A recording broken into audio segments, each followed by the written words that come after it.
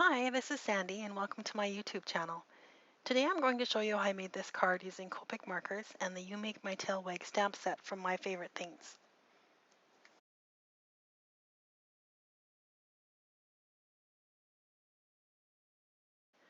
First I stamped all the dog images onto masking paper and cut them out. I ended up only needing 2 of the images for masking this card, but I'll use the stamp set over and over again. And I saved the masks for future use, so I went ahead and cut them all out. Next I used my Misti tool to line up and stamp the 2 dogs I wanted to be at the front of the grouping. Then I placed the 2 corresponding masks I had cut out over those 2 images, and then lined up the remaining dogs and stamped them over top of the masked images. I'm using Memento Tuxedo black ink, which is a good ink for use with Copic markers, and a piece of 80-pound Neenah Solar White cardstock, cut at 4 1/4 by 5 1/2, and I'll also be trimming this down a bit. I love the moment when all the masks get peeled off and you can see the image underneath. So masking off the front dogs makes the other 2 dogs appear to be behind them.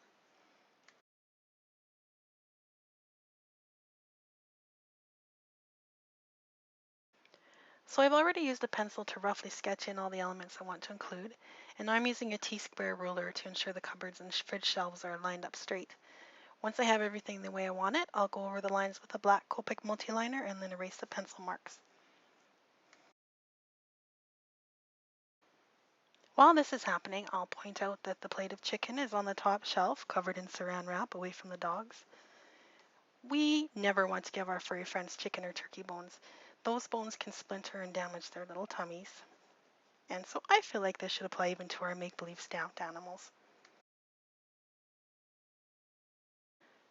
I didn't go over the cupboards with the multiliner because I wanted to leave the fridge and dogs as the focal point. And now it's time to color. The inside of the fridge will be the light source, so I'll be leaving a sliver of white wherever the light would touch one of the dogs. I'm also going to be putting some darker colors in the areas that will be in shadow, like the corners of the fridge and inside the fridge door. The next bit is a lot of coloring, so I'm just going to stop talking now and let you watch and listen to some music.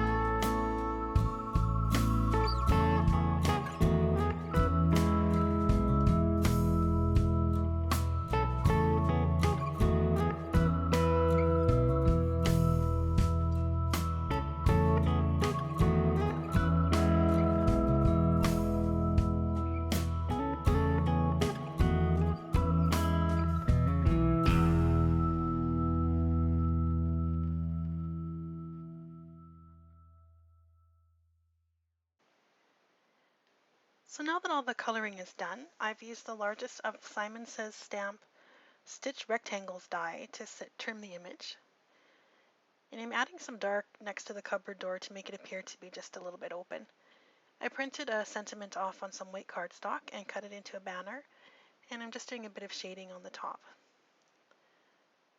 I'll be cutting a small slit into the line of the cupboard door using an X-Acto knife, and I'll be placing the banner into it to make it appear to be coming out of the cupboard. Once that's done, I'll be placing the colored image on a Simon Says Stamp Slate cardstock, trimmed to 4 inches by 5 1/4 inches. This will leave a 1/8 inch frame. The card base is made from Simon Says Stamp Fog cardstock and cut for 4 1/4 by 5 1/2 inch side folding card. Next, I placed a small piece of foam tape under the left side of the banner to pop it up a bit, and then I adhered the end of that to the card. And I want it to look like a waving flag. I'm using my white Signo pen to enhance a few of the highlights and just scribbling it on my hand quickly to warm the ink up and get it moving. And for the final touch, I'm just applying some clear Wink of Stella to make the saran wrap appear shiny. And that is it. I will include all the supplies I used in the description below the video. I hope you enjoyed watching. I feel like I should apologize for some of the lighting. I used a different camera this time, so I have a bit of tweaking to do for the next one. Thanks so much for stopping by, and if you like this video, please feel free to comment, like, or subscribe, or all three. Thanks again. Bye-bye.